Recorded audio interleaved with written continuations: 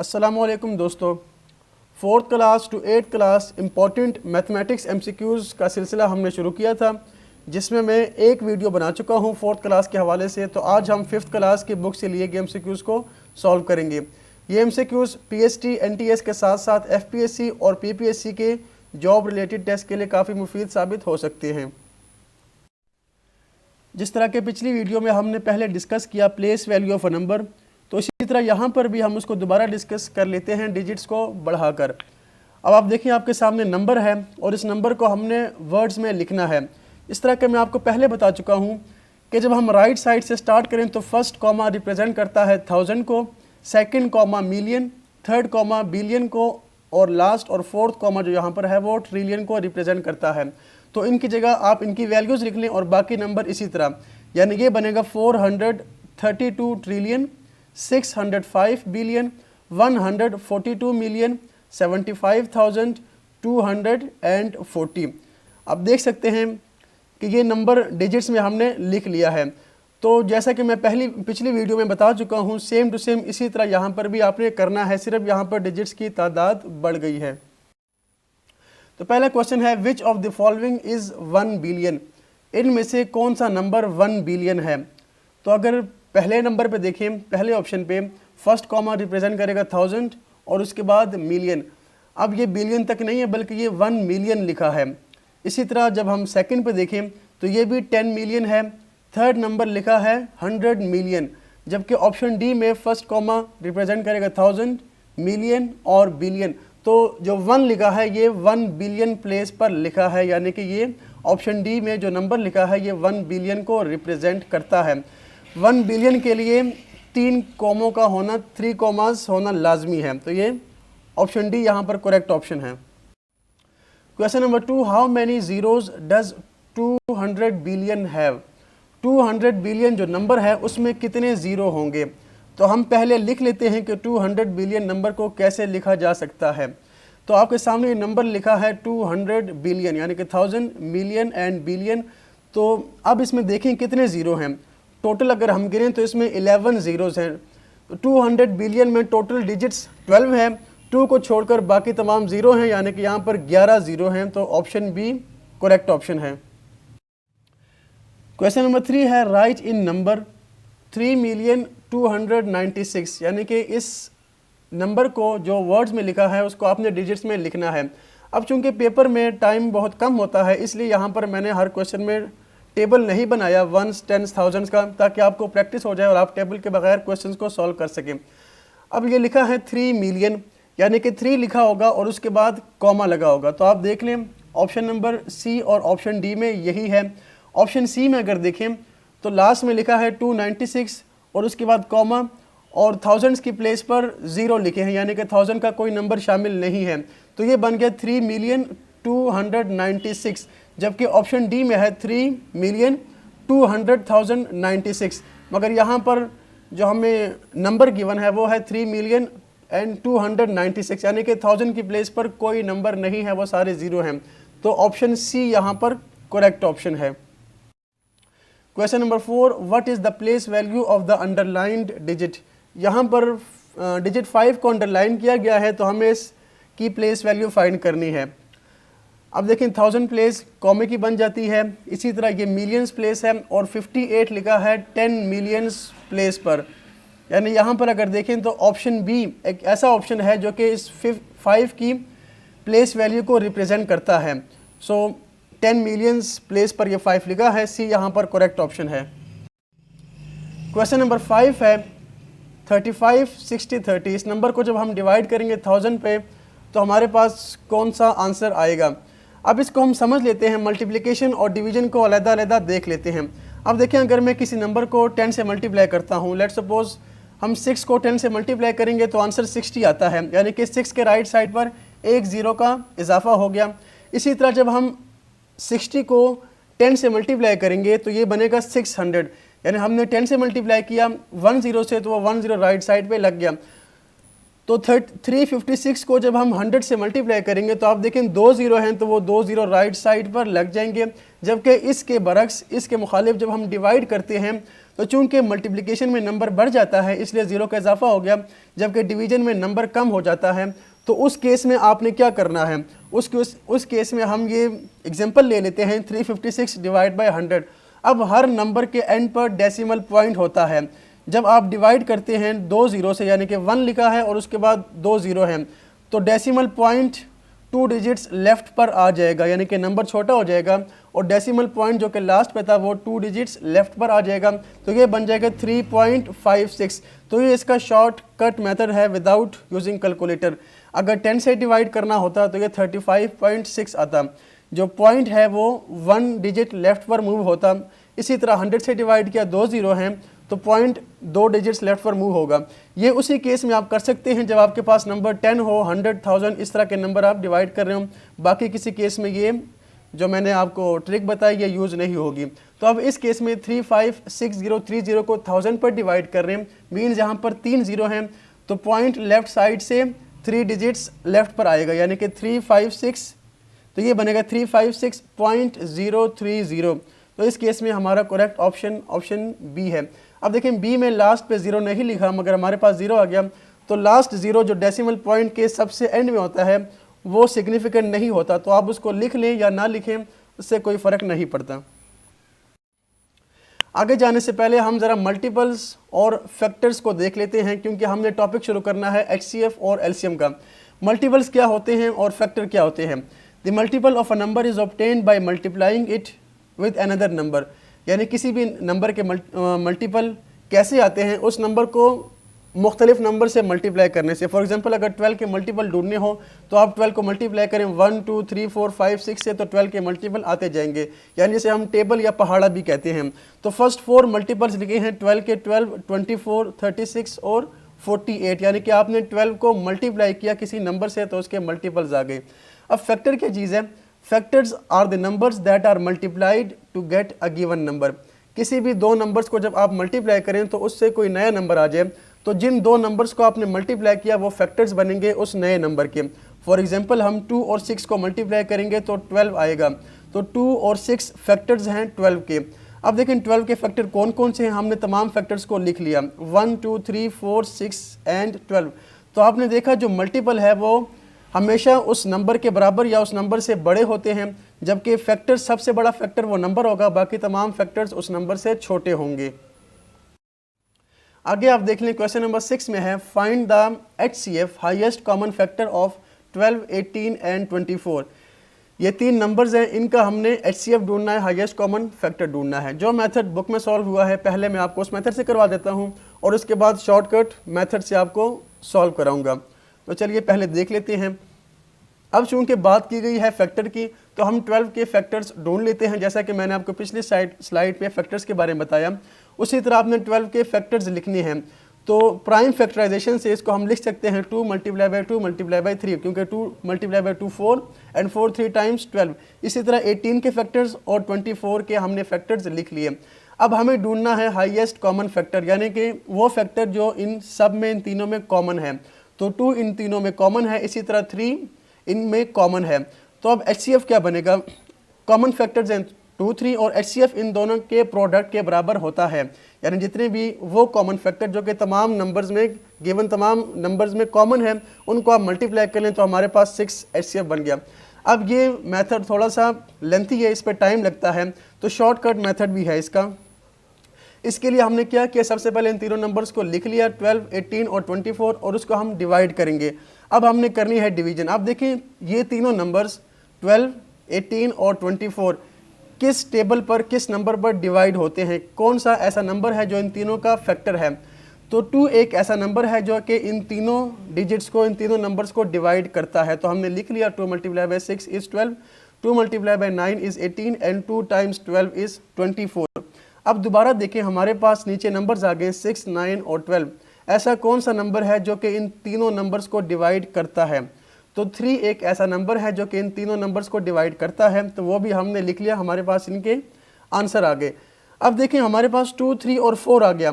क्या कोई ऐसा नंबर है जो कि इन तीनों को डिवाइड करे, तो ऐसा कोई नंबर नहीं है जो कि इन तीनों नंबर्स को डिवाइड करता हो। 2 और 4 2 पर डिवाइड होते हैं मगर 3 पर डिवाइड नहीं होते, यानी कि कोई ऐसा नंबर नहीं है जो इन तीनों नंबर्स को डिवाइड करे। अगर ऐसा केस हो तो आपने इसको छोड़ देना है, जो नंबर्स लेफ्ट पर लिखे हैं उनको मल्टीप्लाई करें तो ये आपका HCF है। यानी इस केस में HCF है 2 × 3 6। तो ये शॉर्टकट मेथड है जिससे आपका टाइम बच जाएगा HCF के क्वेश्चंस को सॉल्व करने में। नेक्स्ट क्वेश्चन स्टार्ट करने से पहले हम ज़रा प्रॉपर्टीज़ देख लेते हैं HCF की और LCM की। कोई भी सेट आपको गिवन है नंबर्स का तो LCM जो है वो हमेशा बड़ा होगा उन नंबर से या सबसे बड़े नंबर के बराबर होगा। आपने ये बात याद रखनी है कि आपको जितने भी नंबर्स गिवन है, 3 गिवन है, 4 गिवन है, तो उन तमाम नंबर्स का LCM या तो उन तमाम नंबर से बड़ा होगा या सबसे बड़े नंबर के बराबर होगा। For any given set of numbers LCM is always greater और equal to the largest number. इसी तरह HCF जो है वो हमेशा छोटा होता है गिवन नंबर से या सबसे छोटे नंबर के बराबर होगा। थर्ड प्रॉपर्टी है for any set of relatively prime numbers. Relatively prime numbers वो नंबर्स होते हैं कि जिनमें कोई नंबर कॉमन नहीं होता, यानी कि आप उन दोनों नंबर्स को किसी सेम टेबल से डिवाइड नहीं कर सकते। 3 और 4 रिलेटिवली प्राइम है, इसी तरह 5 और 8 ये दोनों नंबर्स रिलेटिवली प्राइम है। तो इस केस में LCM क्या होगा, LCM इन दोनों के प्रोडक्ट के बराबर होगा। अगर हम बात कर लें 5 और 8 के LCM की तो 5 और 8 का LCM बनेगा 40, और जबकि इन नंबर्स का HCF होता है 1 जो कि एक दूसरे के रिलेटिवली प्राइम होते हैं। लास्ट प्रॉपर्टी है for any set of equal numbers HCF equal to LCM equal to that equal number. यानी कि अगर इक्वल नंबर्स आपको गिवन है 5 5 5 या 6 6 6, इनका आपने HCF या LCM ढूंढना है तो ये दोनों बराबर होंगे, और वो किसके बराबर होंगे, उस नंबर के बराबर होंगे जो कि इक्वल नंबर है, जो कि रिपीट हो रहा है। आगे चलते हैं। क्वेश्चन नंबर 7 है find the capacity of smallest gallon that can be filled completely by the gallons मेयरिंग 15 25 and 45 litres. यानी कि 15 लीटर, 25 लीटर और 45 लीटर्स, इन तमाम को फिल करने के लिए हमें कौन सा गैलन चाहिए, उसकी स्मॉलेस्ट हमने विड्थ फाइंड करनी है या स्मॉलेस्ट कैपेसिटी फाइंड करनी है।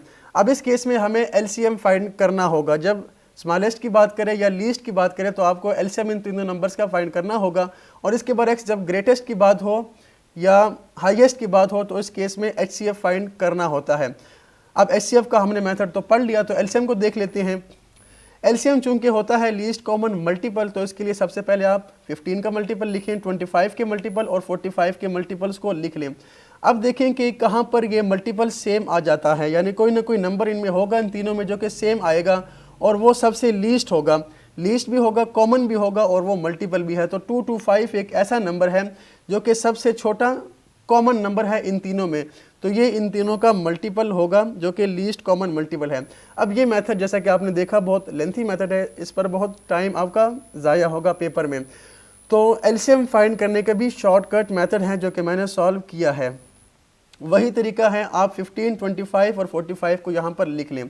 अब देखें ऐसा कौन सा नंबर है जो कि इन तीनों को डिवाइड करता है, या तीनों में से अगर 2 को भी डिवाइड करता हो तब भी ठीक है। तो 5 एक ऐसा नंबर है, तो आप लिख लें 5 multiply by 3 is 15, 5 times 5 25 and 5 multiply by 9 is 45।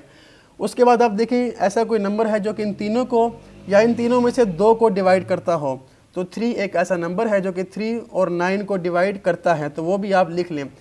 अब यहाँ पर देखें 1 5 और 3, 5 और 3 रिलेटिवली प्राइम है, यानी कि ऐसा कोई नंबर नहीं है जो इनमें से कम 2 को डिवाइड करता हो, तो लेफ्ट साइड पे वही आ जाएगा, 5 और 3 आ जाएगा। तो ये हमारा LCM होगा। अब LCM में आपने क्या करना है, इन तमाम नंबर्स को मल्टीप्लाई कर देना है। 5 multiply by 3 multiply by 5 multiply by 3। HCF के केस में हमने सिर्फ वहाँ तक करना होता है जब तीनों नंबर सेम से डिवाइड हो, यानी कि इनका HCF सिर्फ 5 आता है, मगर LCM में आपने इनको कम्प्लीटली सॉल्व करना है। जब मल्टीप्लाई करें 25 मल्टीप्लाई बाय 9 2 2 5, यहाँ पर आप 3 लिख लें, 5 लिख लें, बात एक ही है। तो इस केस में LCM हमारे पास आ गया 225, तो ये भी शॉर्ट मेथड है LCM फाइंड करने का, तो बी यहाँ पर करेक्ट ऑप्शन है। Question number 8, pick out the correct ascending order of the following fraction. आपको ब्रैकेट में कुछ फ्रैक्शंस गिवन है और हमने इन ऑप्शन में से देखना है कि इनमें से कौन सी करेक्ट असेंडिंग ऑर्डर है। असेंडिंग ऑर्डर का मतलब होता है स्मॉलेस्ट टू लार्जेस्ट, यानी कि स्मॉलेस्ट फ्रैक्शन सबसे पहले आए और उसके बाद लार्जेस्ट फ्रैक्शंस आए। तो अब देखिए हमारे पास कैलकुलेटर तो पेपर में होता नहीं, अगर कैलकुलेटर होता तो हम इसको डिवाइड करके देख लेते कि कौन सा डेसिमल पहले आएगा और कौन सा बाद में आएगा। तो अब इस केस में आपने क्या करना है, इस केस में आपने डिनोमिनेटर्स को इक्वल करना है। अगर तमाम फ्रैक्शंस के डिनोमिनेटर्स नीचे वाली टर्म्स इक्वल हो जाएं तो हम न्यूमिनेटर्स को कंपेयर कर सकते हैं। इसके लिए आपने जो भी डिनोमिनेटर में लिखा है 3 और 4, इसका एलसीएम ले लें। एलसीएम लेंगे तो 12 आएगा, तो सब के नीचे आपने 12 बनाना है। अब कैसे बनाएंगे, इसके लिए हम मल्टीप्लाई कर सकते हैं। मतलब 3 से आपने 12 बनाना है तो 3 को 4 से मल्टीप्लाई करेंगे, इसी तरह 4 को 3 से मल्टीप्लाई करेंगे। अब मैथमेटिक्स में जब आप कोई ऑपरेशन करते हैं तो उसका रिवर्स भी करना होता है, तो इसीलिए 4 को नीचे भी मल्टीप्लाई करना है और ऊपर न्यूमिनेटर के साथ भी मल्टीप्लाई करना है। तो चलिए देख लेते हैं। तो फर्स्ट जो लिखा है 8/3, 12 बनाने के लिए डिनोमिनेटर में हमने 4 से मल्टीप्लाई किया, तो उसको बैलेंस करने के लिए न्यूमिनेटर में भी 4 से मल्टीप्लाई करना पड़ेगा। इसको मल्टीप्लाई करके सॉल्व किया तो 32/12 आ गया। अब ये हम कर सकते हैं क्योंकि इसको जब दोबारा सिंपल फॉर्म में करेंगे तो वही 8/3 आ जाएगा। नेक्स्ट है 9/4। अब यहाँ पर भी हमने डिनोमिनेटर में 12 बनाना है, तो आप इसको 3 से मल्टीप्लाई करें और 9 को भी 3 से मल्टीप्लाई करें, तो ये बन गया 27/12। इसी तरह 2/3 में आप 4 से मल्टीप्लाई करें और 7/4 में आप 3 से मल्टीप्लाई और डिवाइड करें। अब आप देखें तमाम जो फ्रैक्शंस हैं उनकी डिनोमिनेटर सेम हो गई है, तो हम न्यूमिनेटर को कंपेयर कर सकते हैं। Means 8 is less than 21 which is less than 27 and 32। तो जिस नंबर का न्यूमिनेटर 8 है वो सबसे पहले आएगा, तो वो फ्रैक्शन है कौन सी, वो फ्रैक्शन 2/3 है। इसका मतलब है कि 2/3 सबसे पहले आएगा असेंडिंग ऑर्डर में, तो वो ऑप्शन बी में लिखा है। उसके बाद 21 ये बना 7/4 से, 7/4 सेकंड नंबर पे आएगा। 27 की फ्रैक्शन बनती है 9/4 जो कि थर्ड नंबर पे है, और लास्ट 32 जिसमें न्यूमिनेटर है वो फ्रैक्शन है 8/3 जो कि सबसे लास्ट में और वो सबसे बड़ी है। तो ये हमारा असेंडिंग ऑर्डर बन गया और ये मेथड है फ्रैक्शंस को सॉल्व करने का। तो इस केस में करेक्ट ऑप्शन बी है। Question number 9, add these decimals. In decimals को हमने ऐड करना है। अब नंबर्स को ऐड करना तो आपको आता है, और डेसिमल में भी 2 टाइप्स होती हैं, लाइक डेसिमल्स और अनलाइक डेसिमल्स। ये क्वेश्चन भी आ सकता है, तो इस पर ज़रा बात कर लेते हैं। लाइक डेसिमल्स कौन से डेसिमल होते हैं? लाइक डेसिमल्स ऐसे डेसिमल्स होते हैं कि जिनमें डेसिमल पॉइंट के बाद नंबर ऑफ डिजिट्स सेम आ जाएं। फॉर एग्जांपल आप देखें ऑप्शन बी, सी और डी में डेसिमल पॉइंट के बाद बी में 4 डिजिट्स हैं, इसी तरह सी में भी 4 डिजिट्स हैं, और ऑप्शन डी में भी डेसिमल पॉइंट के बाद 4 डिजिट्स हैं। बी, सी, डी तमाम में डेसिमल पॉइंट के बाद 4 डिजिट्स हैं। इसका मतलब ये है कि ये तीनों डेसिमल्स लाइक डेसिमल्स हैं। याद रहे कि यहाँ पर मैं बात कर रहा हूँ डेसिमल के राइट साइड की टर्म्स की बात कर रहा हूँ, लेफ्ट साइड की बात नहीं कर। लेफ्ट साइड पर सेम हो भी सकते हैं और नहीं भी हो सकते। जबकि अनलाइक डेसिमल ऐसे डेसिमल्स होते हैं जिसमें डेसिमल पॉइंट के राइट साइड पर नंबर ऑफ डिजिट्स सेम ना हो बल्कि चेंज हो। जिस तरह के आपको जो क्वेश्चन गिवन है इसमें पहले में आप देखें, पहले नंबर पे डेसिमल पॉइंट के बाद राइट साइड पर 4 डिजिट्स हैं, सेकंड में 2 हैं, जबकि थर्ड में 3 हैं। तो ये अनलाइक डेसिमल है। तो अनलाइक डेसिमल को ऐड करने का मेथड क्या है कि आपने डेसिमल पॉइंट के नीचे डेसिमल पॉइंट लगाना होता है, यानी कि ऐसा नहीं करना कि आपने यूनिट प्लेस से सबको लिख लेना है। तो इसको मैंने सॉल्व किया है, देख लेते हैं। आप देखें सबसे बड़ा नंबर है 324.671, उसको सबसे ऊपर लिख लिया। उसके बाद 15.92 पॉइंट के नीचे पॉइंट आएगा, और इसी तरह आप नंबर्स को नीचे लिख लें 51 और 15 और 92। थर्ड में पॉइंट के नीचे पॉइंट लगाएं, 0 लगाएं, और बाकी नंबर्स को इसी तरह आप लिख लें। तो ये बात याद रखनी है कि डेसिमल पॉइंट के तरतीब आपने सही लगानी है, आगे पीछे इसको नहीं कर देना। अब सिंपल आप इसको ऐड कर लें। अगर आपने यहाँ पर 0 लगाना है तो आप लगा सकते हैं, नहीं भी लगाएं तो कोई मसला नहीं है। जब इनको ऐड किया जाए तो हमारे पास आंसर आ गया 341.3744, यानी यहाँ पर ऑप्शन सी करेक्ट ऑप्शन है। तो इस तरह के अनलाइक डेसिमल को ऐड करने का ये मेथड है जो कि मैंने आपको बताया है कि पॉइंट के नीचे पॉइंट आएगा। क्वेश्चन नंबर 10 है, Ali and Bilal have 32664 stickers all together. If Bilal has 6521 stickers, how much stickers Ali have. यानी अली और बिलाल दोनों के पास इतने स्टिकर्स हैं, 32,664। अगर बिलाल के पास 6,521 स्टिकर्स हों तो अली के पास कितने बच जाते हैं? तो आपने टोटल में से जो स्टिकर्स बिलाल के पास है उनको माइनस कर दें तो हमारे पास ये अली के स्टिकर्स आ जाएंगे। तो सिंपल इनको आपने सब्ट्रैक्ट करना है, माइनस करना है। तो 32664 - 6521, 4 - 1 इज़ 3, 6 - 2 इज़ 4, 6 - 5 1 एंड 32 - 6 इज़ 26। ये आप कैरी ले सकते हैं। आंसर हमारे पास आ गया 26143, 26,143 is the correct option. 11 number question, 100 men can construct a road in 120 days, how many man can do it in 40 days। यानी 100 आदमी एक रोड को 120 दिनों में बनाते हैं, तो उसी रोड को बनाने के लिए अगर 40 दिन में हमने वही रोड बनानी हो तो कितने आदमियों की ज़रूरत होगी। ऑप्शंस आपके सामने लिखे हैं। अब सबसे पहले जो हमें चाहिए, जो हमें मैन चाहिए, हम उसको लेट कर लेते हैं। तो सॉल्यूशन में हमने किया let the required number of man B x, क्योंकि हमने मैन फाइंड करने हैं तो इसलिए हमने उसको एक्स लेट कर लिया। अब यहाँ पर दो क्वांटिटीज़ हमें गिवन है, मैन और डेज, और इसके दरमियान हमने देखनी है कि डायरेक्ट प्रोपोर्शन है या इन्वर्स रिलेशन है। डायरेक्ट रिलेशन और इन्वर्स रिलेशन के हवाले से मेरी वीडियोस पड़ी हुई हैं, तो आप उनको भी जाकर चैनल पे देख सकते हैं। तो अब देखिए, सबसे पहले हमने लिख लिया मैन और डेज। मैन के नीचे पहले हमने 100 लगाया और डेज के नीचे 120। उसके बाद हाउ मेनी मैन हम फाइंड करें तो वो एक्स आ गया और डेज हैं 40। अब आपने इन एरोज़ को समझना है कि मैंने इनको कैसे लगाया है। जो चीज़ें आपको पता है, डेज आपको दोनों पता हैं, तो आप देखें 120 दिनों में 100 आदमी किसी काम को ख़त्म करते हैं। दोबारा पढ़ लेते हैं, 120 दिनों में 100 आदमी किसी भी काम को ख़त्म करेंगे, तो 40 दिनों में, अब देखें दिन कम हो गए, दिन कम हो गई और उसी काम को ख़त्म करने के लिए हमें कितने लोग चाहिए होंगे। दिन चूँकि कम हो गए तो इसका मतलब है हमें आदमी ज़्यादा चाहिए होंगे उसी काम को ख़त्म करने के लिए। ठीक है, एक चीज़ जब कम हो गई तो यहाँ पर आदमियों को बढ़ाना पड़ेगा ताकि वही काम एंड हो जाए। इसका मतलब ये है कि एक चीज़ के कम होने से दूसरी चीज़ बढ़ रही है, यानी कि ये इन्वर्स रिलेशन है। जब ये रिलेशन इन्वर्स है तो एरोज़ की डायरेक्शन ऑपोजिट होगी, एक एरो ऊपर की तरफ है और दूसरा नीचे की तरफ। अब आप इसको लिख सकते हैं, x जो कि टेल पे है वो सबसे पहले आएगा, डिवाइड बाय हेड का एलिमेंट 100 और रेशो की जगह आप इक्वल टू लिख सकते हैं 120 टेल का एलिमेंट डिवाइड बाय हेड का एलिमेंट 40। यहाँ से आप x की वैल्यू फाइंड कर लें, 100 को मल्टीप्लाई कर लें, राइट साइड पर सॉल्व करें तो आपके पास आंसर आ जाएगा 300 मैन। आप यहाँ से भी देख सकते हैं कि हमने डेज़ की तादाद को 3 टाइम्स कम किया, यानी 3 गुना जो दिन है वो कम हो गए हैं। तो इसी तरह आदमियों की तादाद 3 गुना बढ़ जाएगी। 100 मल्टीप्लाई बाई 3 इज़ 300। तो यहाँ पर करेक्ट ऑप्शन ऑप्शन सी है, 300 man. Question number 12, average of the given numbers is. In numbers का हमें एवरेज फाइंड करना होगा। अब एवरेज क्या है? एवरेज के लिए आपने इन तमाम नंबर्स को जमा करना है और डिवाइड कर देना है नंबर ऑफ टर्म्स पर। इन तमाम को ऐड करेंगे और डिवाइड कर देंगे। कितनी टर्म्स है यहाँ पर? 5 टर्म्स है, 5 से डिवाइड कर देंगे। तो आप देखिए, इन तमाम को हम ऐड करते हैं तो हमारे पास आंसर आ जाएगा 4 + 6 10, 10 + 10 इज़ 20, 20 + 20 40, 40 + 15 इज़ 55, 55 डिवाइड बाई 5। 5 क्यों? क्योंकि यहाँ पर टोटल टर्म्स जो हैं वो 5 हैं, तो एवरेज के लिए हमें टोटल टर्म से डिवाइड करना पड़ता है। 55 डिवाइड बाई 5 इज़ 11। तो यहाँ पर 11 हमारा एवरेज आ गया। आप देख सकते हैं कि 11 यहाँ पर नहीं है, तो एवरेज जो है गिवन नंबर्स के अंदर से भी हो सकता है और गिवन नंबर के अंदर, मतलब कि उनके बाहर से भी हो सकता है। लाजमी नहीं कि एवरेज जो है नंबर्स का हिस्सा हो। तो यहाँ पर करेक्ट ऑप्शन ऑप्शन सी है। तो व्यूअर्स, आज की वीडियो में हमने इतने क्वेश्चन करने थे जो कि सॉल्व कर लिए। अब ज्योमेट्री का पोर्शन मैंने सॉल्व नहीं किया और ज्योमेट्री का पोर्शन मैं लास्ट में सॉल्व कराऊंगा। जब 6, 7 और 8 के MCQs कवर कर लेंगे तो बाद में हम तमाम ज्योमेट्री बेसिक टू एडवांस तमाम ज्योमेट्री को कवर कर लेंगे।